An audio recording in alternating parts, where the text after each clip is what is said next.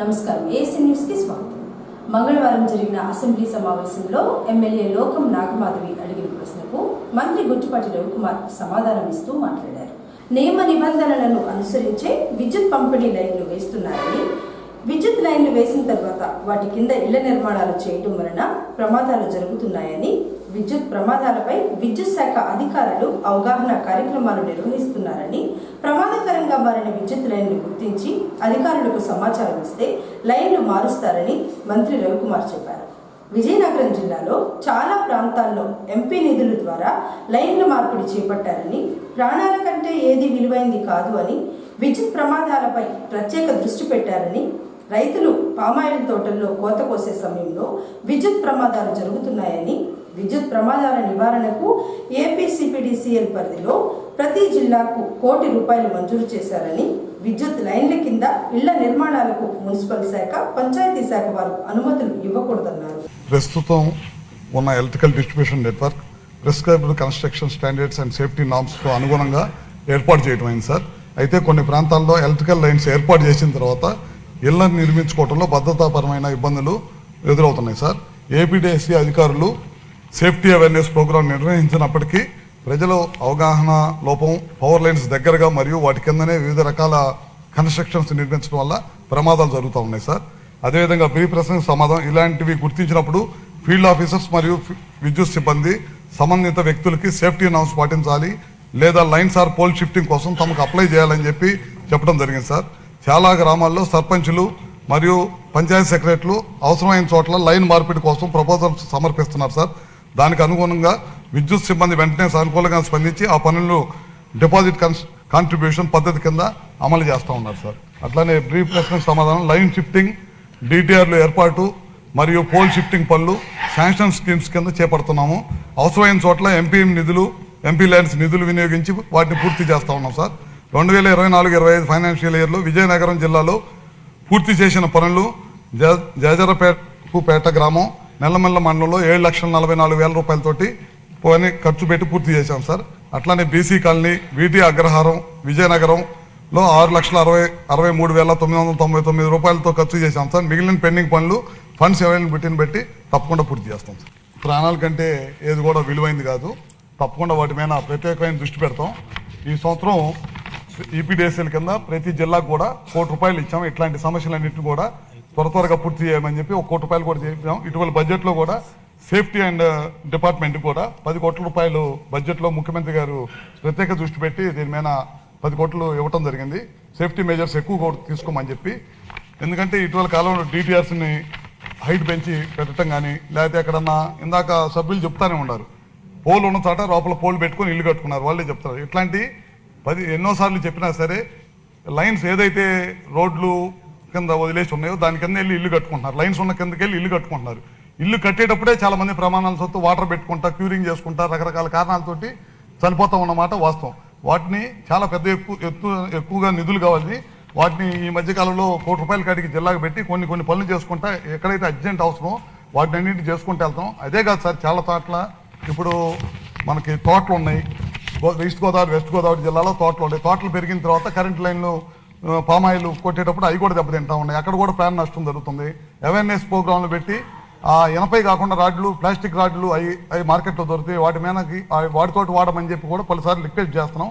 మన ప్రజాప్రతినిధులు కూడా వాటిలో పాల్గొని తోటల దగ్గర కానీ, లేకపోతే ఇళ్ల కింద కట్టకుండా ఉండటం కానీ, పంచాయతీలో పర్మిషన్స్ ఇవ్వనీయకుండా ఉండటం కానీ, మున్సిపాలిటీల్లో కానీ వాటి కింద కానీ ఎప్పుడో లైన్స్ వేసాం. లైన్స్ కింద వెళ్ళి ఆ సైట్ని కింద తీసుకెళ్ళి ఇల్లు కట్టేస్తున్నాం. ఇల్లు కట్టేటప్పుడు ప్రమాదాలు జరిగిపోతున్నాయి సార్. కానీ మాధవి గారు చెప్పినట్టు, సభ్యులు చెప్పినట్టు ప్రత్యేకంగా వాళ్ళ కాన్షియన్స్ లేదన్న దృష్టికి వస్తే కనుక మా దృష్టికి తీసుకొస్తే ఇమీడియట్గా వాటిని త్వరగా పూజ చేపించే బాధ్యత ఈ ప్రభుత్వం తీసుకుంటుంది. అంటే కొన్ని చోట్ల మంత్రి గారు ఈ రోడ్లు కూడా హైట్ పెంచడం, కాంక్రీట్ రోడ్లు వేసినప్పుడు కొంచెం సమస్య చాలా చోట్ల వస్తుందండి. అది 9 మీటర్స్ హైట్ ఉండే పోల్స్ తీసుకున్నాం. వాటి ద్వారా అన్నింటిని కూడా పెంచే మార్గం చేస్తున్నాం సార్. సింగరకొండ శ్రీ ప్రసన్నాంజనేయ స్వామి వారిని మంగళవారం సినీ నటుడు రఘుబాబు దర్శించుకున్నారు. ముందుగా స్వామివారిని దర్శించుకుని ప్రత్యేక పూజలు చేయించుకున్నారు. ఈ సందర్భంగా అర్చకులు ఆశీర్వదించి తీర్థప్రసాదాలు అందజేశారు. ఆలయ చైర్మన్ చుండూరి మురళి, పాలక మండలి సభ్యులు కలిసి రఘుబాబును శాలువా కప్పి సత్కరించారు. అలాగే సింగరకొండ ప్రసన్నాంజనేయ స్వామి ఆలయానికి అద్దెంకికి చెందిన మానికొండ నాగరాజు మైక్ సెట్స్ అందజేశారు.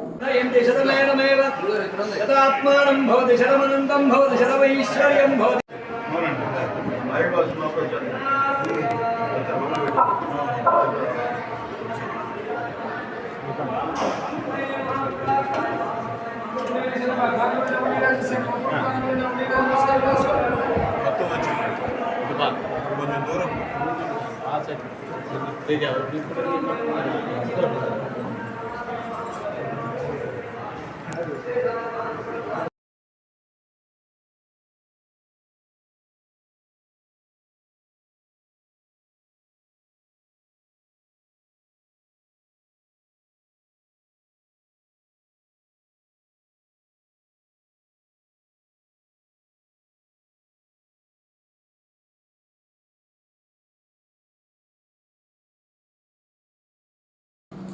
కూటమి ప్రభుత్వం అధికారంలోకి వచ్చి 2 సంవత్సరాలు అవుతున్నా నేటికి ఉపాధ్యాయుల సమస్యలు పరిష్కరించలేదని యూటీఎఫ్ నాయకులు బాబురావు అన్నారు. ఉపాధ్యాయులకు ఉన్న సమస్యలు పరిష్కరించాలని కోరుతూ యూటీఎఫ్ రాష్ట్ర కమిటీ చలో విజయవాడ కార్యక్రమానికి పిలుపునివ్వగా మంగళవారం అద్దెంకి నుంచి ఉపాధ్యాయులు ప్రత్యేక వాహనంలో ధర్నాకి తరలి వెళ్లారు.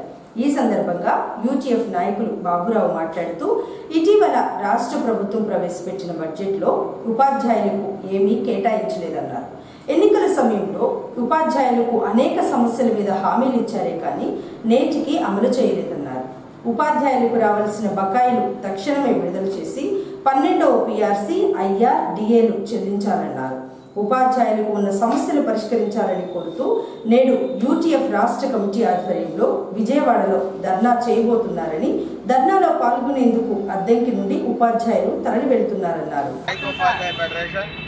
ఉపాధ్యాయ సమస్యలపై రాష్ట్ర పిలుపు మేరకు ఈరోజు విజయవాడ అలంకార థియేటర్ దగ్గర ధర్నాకి అద్దెంకి, ముళ్ళమూరు, పొంగలూరు కార్యకర్తలు బయలుదేరుతా ఉన్నాం. ఈ రాష్ట్ర ప్రభుత్వం వచ్చి 2 సంవత్సరాలు అయినప్పటికీ ఉపాధ్యాయ సమస్యలు ఏమాత్రం పరిష్కారం కాలేదు.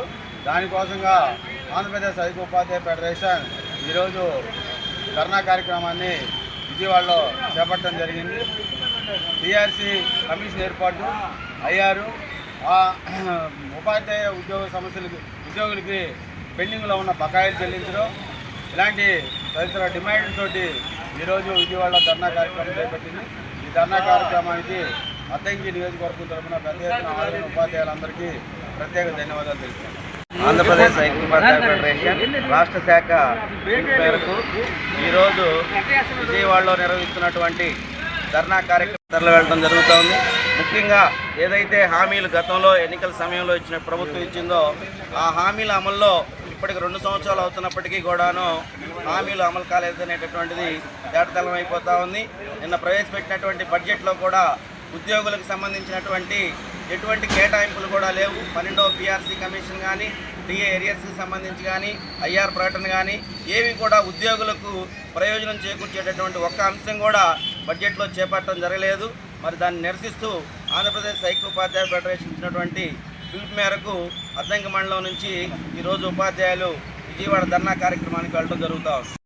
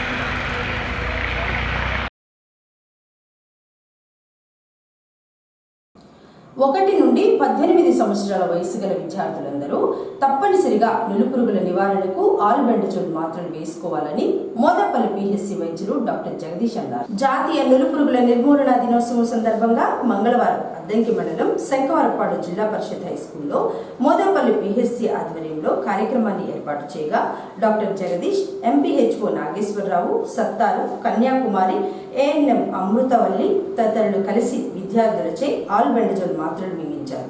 మోదపల్లి పిహెచ్సి పరిధిలో మొత్తం 4,830 మందికి గాను 4,774 మందికి భోజనం అనంతరం ఆల్బెండజోల్ మాత్రలు మింగించారు. అలాగే అద్దంకి పట్టణంలోని Kakanipalem, Gajulapalem urban health centre ఆధ్వర్యంలో ప్రభుత్వ బాలికల పాఠశాల, గురుకుల పాఠశాలల్లో విద్యార్థులచే doctor Jayasimha, doctor Praveen Kumar albendazole మాత్రలు మింగించి అవగాహన కల్పించారు.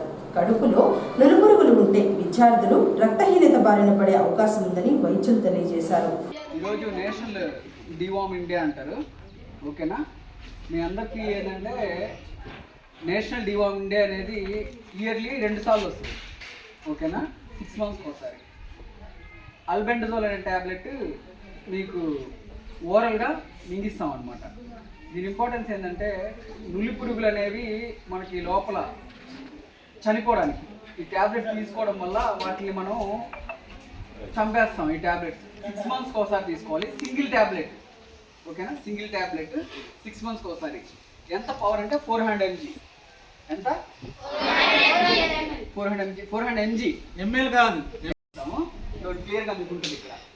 ఓకేనా, వీటి వల్ల ఏంటంటే రక్తహీనత రాకుండా. రక్తహీనత మనకు తెలుసు కదా, మీకు ఇప్పుడు చదువుకుంటారు హిమోగ్లోబిన్ అని ఉంటుంది బ్లడ్లో. హిమోగ్లోబిన్ అనేది ఈ మనకేంటంటే ఈ వామ్స్ కొన్ని ఏంటంటే మనకి ఫుడ్ని సరిగా అబ్జర్వ్ కాకుండా చేయడం వల్ల ఏంటంటే మనకి హిమోగ్లోబిన్ తగ్గిపోతూ ఉంటుంది. ఈ వామ్స్ని చంపేయడానికి మనం ఏం చేస్తాం, ఈ ట్యాబ్లెట్ని యూజ్ చేస్తాం. Yearly 2 times only single tablet ఓరల్గా తీసుకుంటాం. 400 mg. ఇదే ఇంపార్టెంట్. అనీమియా, ఈ రక్తహీనత రావడం వల్ల ఏంటంటే చాలా ఇబ్బంది ఉంటుంది. మనకి కాన్సన్ట్రేషన్ ఉండదు, చదువు మీద కాన్సన్ట్రేషన్ ఉండదు, నిద్ర పట్టదు, ఎప్పుడు వీక్గా ఉంటాం, బాడీ వీక్గా ఉంటుంది. మనకి తెలియకుండానే బాడీ నీరసంగా ఉంటుంది. ఇవన్నీ ఉంటాయి కాబట్టి ఈ ట్యాబ్లెట్ తీసుకోవడం వల్ల మనం ఏంటంటే వీటిని చంపేయడం ద్వారా రక్తహీనతని మనం అరికడతాం.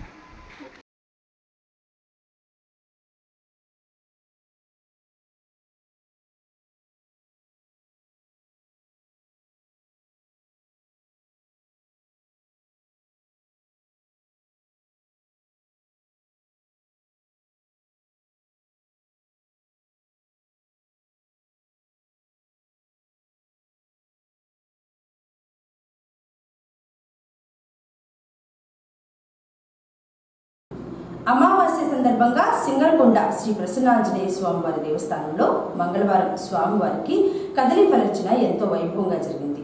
ముందుగా స్వామివారికి నిత్యం జరిగే అభిషేకాలు, పూజలు జరిపి ఆలయ ప్రదక్షిణ తదుపరి వేద పండితులు, అర్చకులు కలిసి 11 ఆవృతములుగా స్వామివారికి 10,000 అరటి పండ్లతో కదలి ఫలర్చన నిర్వహించారు. కార్యక్రమంలో ఆలయ చైర్మన్ చుండూరి మురళితో పాటు దాతలైన ప్రవీణ్, మాధవీలత దంపతులు పాల్గొన్నారు. భక్తులు విశేషంగా తరలివచ్చి స్వామివారిని దర్శించుకుని గోత్రనామాలతో పూజలు చేయించుకున్నారు. అనంతరం స్వామివారిని అరటి పండ్లతో అలంకరణ చేసి మహానివేదన, పంచహారతులు, తీర్థప్రసాదాలు వితరణ చేశారు. సింగరకొండ శ్రీ ప్రసన్నాంజనేయ స్వామి దేవస్థానంలో ప్రతి నెల పౌర్ణమి రోజున లక్షతమలపాకుల పూజ, అమావాస్య రోజున 10,000 అరటి పండ్లతో కదలి ఫలర్చన జరుగుతుందని, పూజా కార్యక్రమంలో పాల్గొనే దంపతులు ముందుగానే వారి పేర్లు కార్యాలయంలో నమోదు చేయించుకోవాలని అవధాని తెలియజేశారు. సింగరాద్రినివాసాయ నృసింహక్షేత్రభాసినే భవనాసీ విహారాయ ఆంజనేయాయ మంగళం. భక్తులకు విజ్ఞప్తి, శ్రీ ప్రసన్నాంజనేయ స్వామి వారి దేవస్థానంలో ఈ రోజున మాఘబహుళ అమావాస్య, తర్వాత ధనిష్ఠ నక్షత్రం, మంగళవారం ఆంజనేయ స్వామికి అత్యంత ప్రీతికరమైంది. మనం సుమారు 80 నెలల నుండి ఈ అమావాస్య రోజున అరటిపండ్ల పూజ, పౌర్ణమి రోజున తౌలబాగుల పూజ భక్తుల సహకారంతో అవిచ్ఛిన్నంగా జరుగుతుంది. ఈ రోజున ఒంగోలు వాస్తవ్యులు ఈ దేవస్థానంలో అరటిపండ్ల పూజా కార్యక్రమం చేస్తున్నారు. ఇప్పటికి 2 ఆవృత్తులు ఉంది. స్వామివారి మంగళవారము అమావాస్య చాలా విశేషమైంది. దాంట్లో ధనిష్ట నక్షత్రం కూడాను చాలా విశేషమైంది. ఆంజనేయ స్వామి ప్రీతికరమైంది కాబట్టి ఈ రోజున స్వామివారి అరటి పళ్ళ పూజ అలంకారం చూసి తర్వాత స్వామివారి తీర్థ ప్రసాదం స్వీకరించి స్వామి అనుగ్రహం పొందాల్సిందిగా కోరుతున్నాం.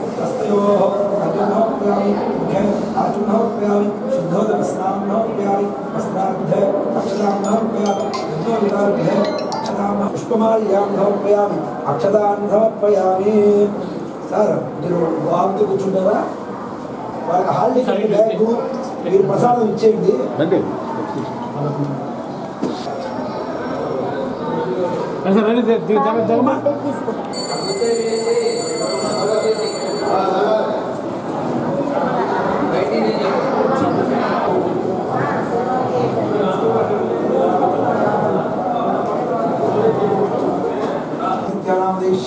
సుజితా నామ దేవతి, అన్విత శ్రీ నామ దేవతి, ప్రద్యుమ్న రాజలక్ష్మి నామ దేవతి,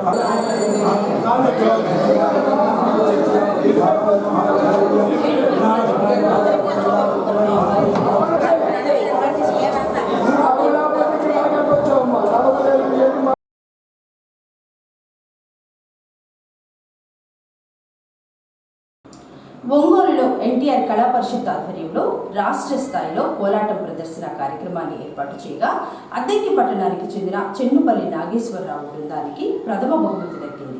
ఈ సందర్భంగా సోమవారం రాత్రి అద్దెంకిలోని రోటరీ క్లబ్ జానపద కళాపీఠం ఆధ్వర్యంలో సన్మాన కార్యక్రమాన్ని నిర్వహించారు. నాగేశ్వరరావును స్వచ్ఛంద సంస్థల ప్రతినిధులు శాలువా కప్పి సత్కరించారు. అందరి అభిమానం ప్రోత్సాహం వలనే నేడు తను ఈ స్థాయికి చేరుకున్నారని, ఎంతో మందికి కోలాటం నేర్పి ఇంకా నేర్పుతూ కోలాటం అంతరించిపోకుండా చేస్తారని నాగేశ్వరరావు తెలియజేశారు.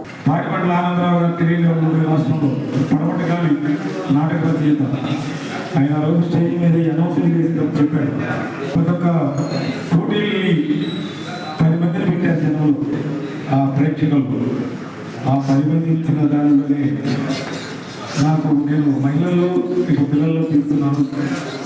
నాకు ఈ ఎన్టీఆర్ కళా పరిషత్తులో కోలాట జానపదాలు చూసేటటువంటి బ్రహ్మయ్య గారు ఫోన్ చేసి, నీకు ఎన్టీఆర్ కళా పరిషత్తులో సెమీఫైనల్గా మహిళల్లో వచ్చింది, పిల్లల్లో వచ్చిందని చెప్పారు. నాకు 2 టీములు వచ్చినాయి. అక్కడ మహిళలకు వచ్చింది, ఇంకా పిల్లలకి ఇచ్చారు. సెమీఫైనల్ ఎవరు తెచ్చుకుంటా ఉన్నారు. సరే, పిల్లలకి పెద్దవాళ్ళు ఎక్కువ మేము 2 సార్లు కార్యక్రమాలు సెకండ్ ప్రైజ్ తీసుకున్నాం. పెద్దవాళ్ళు పిల్లలకు మంచి భవిష్యత్తు ఏమంటే నేను పిల్లలకి సెమీఫైనల్ తీసుకొస్తాను సార్ అని చెప్పాను. ఆ సెమీఫైనల్ని దాటుకొని ముందుకు వచ్చి 4 టీములు ఆ రోజు ఆ సెమీఫైనల్ 4 టీములు పాల్గొనేవారు. 3వ తేదీన 2-3 తేదీలో ఆ 3వ తేదీ పాడిపల్లి ఆనందరావు గారు మమ్మల్ని అనౌన్స్ చేసినప్పుడు పిల్లలందరూ అక్కడే ఉన్నాం. దగ్గుబాటి వెంకటేశ్వర గారు ఆ రోజు ప్రైజ్ మనీ ఇవ్వడానికి వచ్చారు. ఈ పిల్లలకు కష్టమైన నేను 100 మంది పిల్లల్ని నేర్పిన సమాజాలు ఆలో ఇక్కడ గారు గంటపాలెం మాకు కలవకు అత్తకి ఇన్ని సమాజాలు నేను తీర్చుకొని నా పిల్లల్ని ముఖ్యంగా నేను వెంకటాద్రి మాస్టర్ గారు కానీ దానయ్య మాస్టర్ కానీ పేరాజీ వీళ్ళందరూ నేను చాలా ఇబ్బంది పెట్టేవాళ్ళని. ఎందుకంటే నేను సరిగ్గా లేకపోతే నేను చేయలేము. ఏదైనా వాళ్ళని చాలా ఇబ్బంది పెట్టాను. మన పోటీలు వెళ్తున్నా మీ ఇష్టప్రకారం మీరు కళ్ళు మానుకొని మీరు వస్తారా లేదని మన ఇబ్బంది పెట్టి కళాపురానికి ఏ సంబంధం లేదు. కళాపురంలో శ్రీనివాస్ రెడ్డి గారు 30 మందికి గ్రామస్తులు, అలాగే గన్నపాలెం పల్లిపురం మండలం గన్నపాలెం వల్లాపల్లి మార్పులు 6 సమాజాన్ని 3 సార్లు ఒకే చోట చేర్చే వాళ్ళని సాయంత్రం కూడా ప్రాక్టీస్ చేయించి మా పిల్లలు ఇబ్బంది పెట్టినా కానీ నేను ఈరోజు ఉన్నత స్థాయిలోకి ఎక్కాము. మనం చేసిన సంఖ్య దగ్గర ఫలితంగా నేను భావిస్తున్నాను. ఈ రాష్ట్ర సంస్థ సాధించిన తర్వాత అది ఎన్నో కార్యక్రమాన్ని అది జరగడం జరిగింది. తర్వాత అన్నమయ్య విగ్రహ స్థాపన కానివ్వండి, తర్వాత పురంధరదాసు విగ్రహ స్థాపన కానివ్వండి, అలాగే ఈ కోలాటం దాదాపు అడ్డంకి పరిసర గ్రామాల్లో ప్రతి ఊర్లో కూడా ఒక సంస్థ ఏర్పాటు చేసి ఈ కోలాటం మరి ఏడని అభివృద్ధి చేయడం జరిగింది.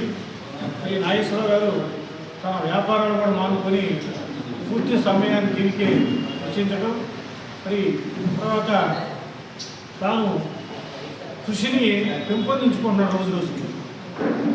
ఆ ఫలితంగానే ఈనాడు ఆంధ్ర రాష్ట్ర స్థాయిలో ఈ పోరాట ప్రదర్శన జూనియర్ విభాగంలో రావడం జరిగింది.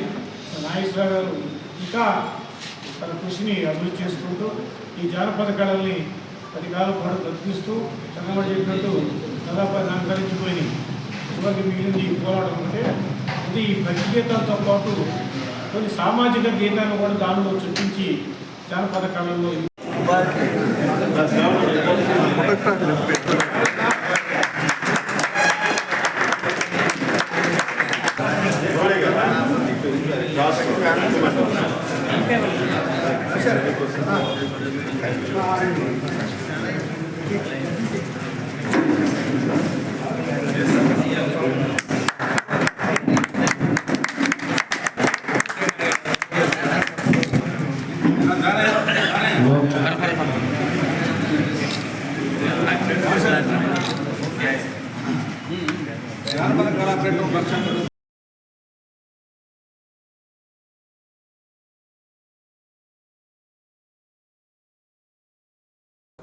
రైతులకు విశిష్ట గుర్తింపు సంఖ్య తప్పనిసరి అని మండల వ్యవసాయ అధికారి కొర్రపాటి వెంకటకృష్ణ తెలిపారు. అద్దంకి మండలంలోని పెంపరాల చక్రాయపాలెంలో మంగళవారం ఏర్పాటు చేసిన పొలం పిలుస్తుంది కార్యక్రమంలో మండల వ్యవసాయ అధికారి పాల్గొని మాట్లాడుతూ మండలంలో ఇంకా 1800 మంది గుర్తింపు సంఖ్య పొందాల్సి ఉంది అని తెలిపారు. ఈ సంఖ్య లేకపోతే ప్రభుత్వ పథకాలు వర్తించవని తెలిపారు. ఈ పంట నమోదు ఈ నెల 20వ తేదీలోపు చేయించుకోవాలని తెలిపారు. మొక్కజొన్న, శనగ మరియు వరి సాగు చేసిన రైతులు ప్రభుత్వ మద్దతు ధర పొందాలంటే ఈ పంట నమోదు చేసుకోవాలని సూచించారు.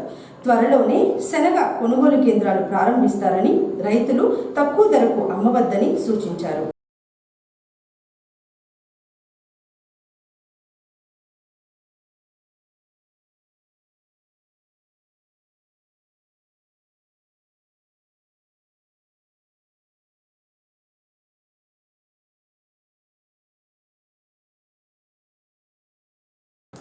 అష్టమ కళ్యాణ మహోత్సవం సందర్భంగా ఫిబ్రవరి 1వ తేదీన అద్దంకిలోని భవానీ సెంటర్లో వేంచేసి ఉన్న శ్రీ విందావాసిని నగరేశ్వర స్వామి వారి దేవస్థానంలో శివపార్వతుల శాంతి కళ్యాణం నిర్వహించారు.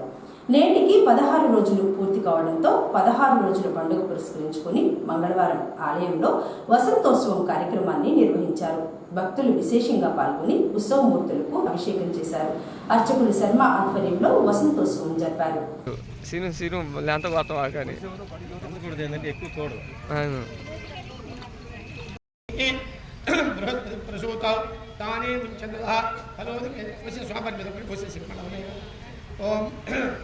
या फलया फला पुष्पाय पुष्पे बृहद्रि प्रसूतौ ताने चन्द्रः फलो यतिने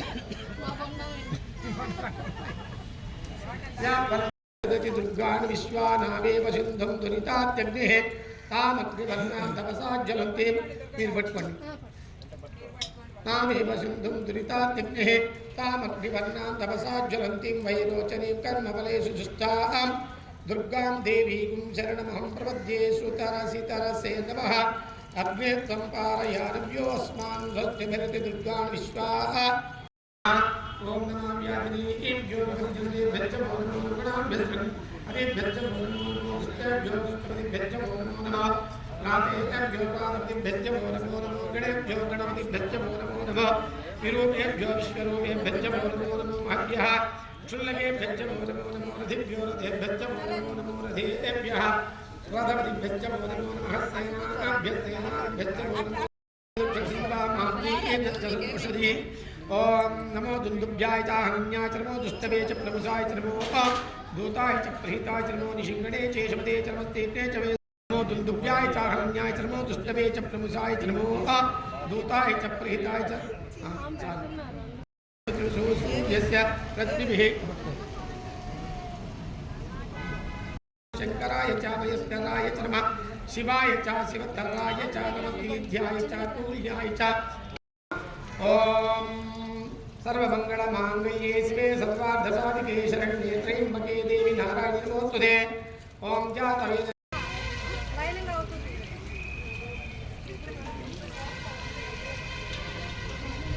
ఆ నీళ్ళు అయిపోతే మళ్ళీ డ్రమ్ము పట్టండి ఒక్కొక్కరికి ఒక చెంపేనని చెప్పా ఒక్కొక్కరికి ఒక బిందె పోసి పక్కకు వచ్చేయండి.